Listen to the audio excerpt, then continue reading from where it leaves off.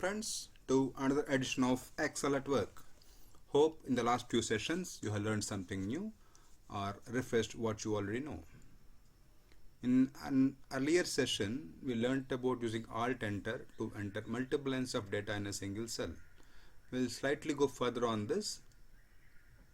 This is when you have one data spread across multiple columns. In this case, say this first item is spread across columns B, C and D. It is it is justified, wrap text and merge cell across 3 columns. Same thing is here, it is merged across 3 columns. So what happens when you add data here? Let us say cost includes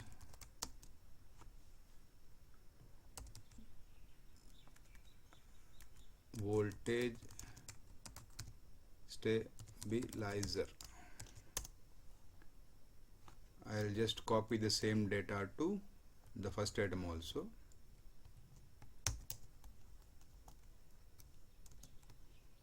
Costing voltage stabilizer, fine.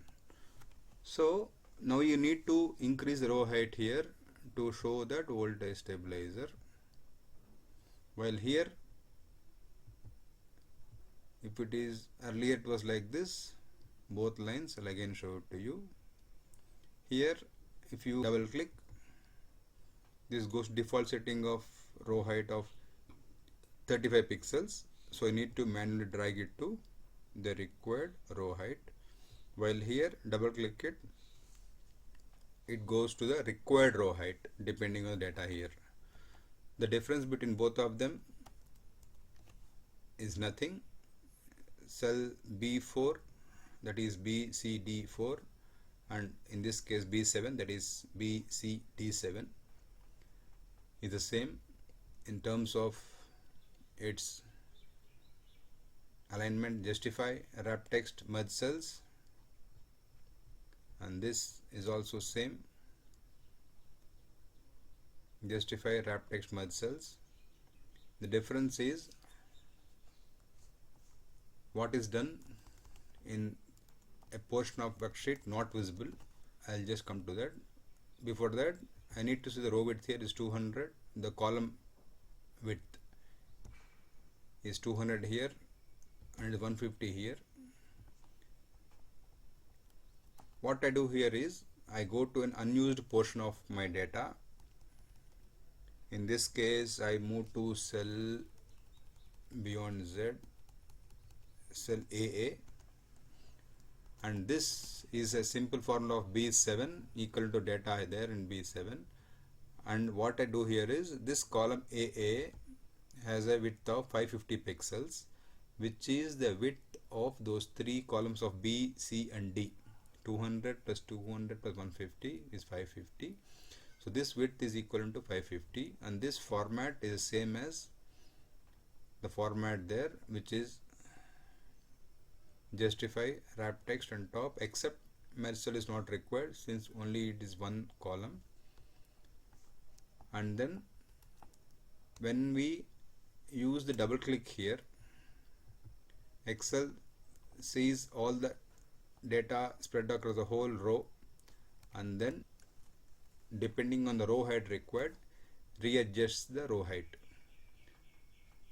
Here, since AA is empty, it defaults to the required row height of B4, which is 15.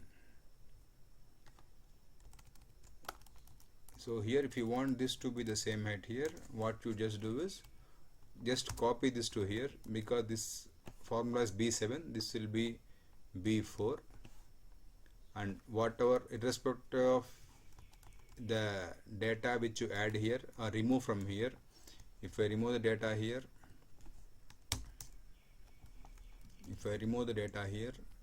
delete this data, double click it, goes back required row. If I add data here,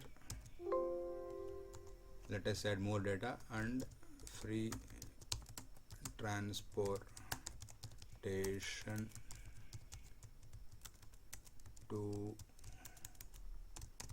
the place of installation.